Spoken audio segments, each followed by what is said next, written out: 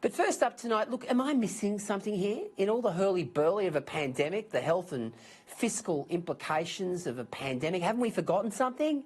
Haven't we forgotten that the reason we're in this predicament is that the Chinese have flagrantly and selfishly and brazenly flouted world health laws by continuing to operate wet markets? Here's the facts. The coronavirus originated out of China. Fact. The Chinese say it didn't come out of a lab, so we'll take them on their word. Tick.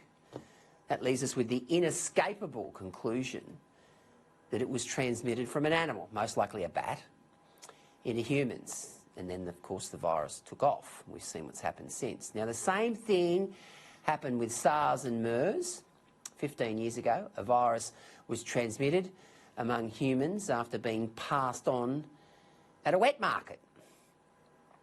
So in a modern progressive society, you'd think the first thing that would happen here is that the world would insist that China eradicate wet markets. Wrong. They continue to operate.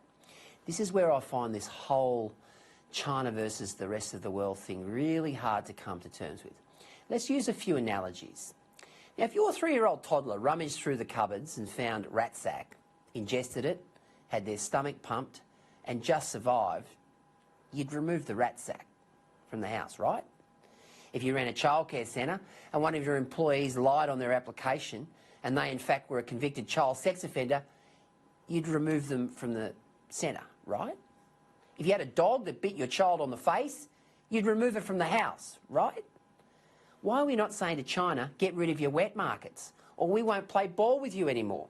Isn't wrecking the world enough of a reason? And what of the next pandemic that come out of China?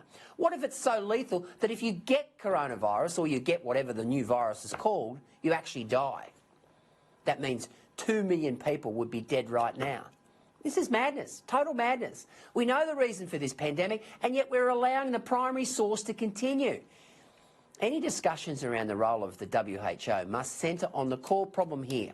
It's wet markets, wet markets, wet markets. If China doesn't close their wet markets, we must impose economic sanctions that ensure they will close those markets. Believe me, it's time to take the gloves off.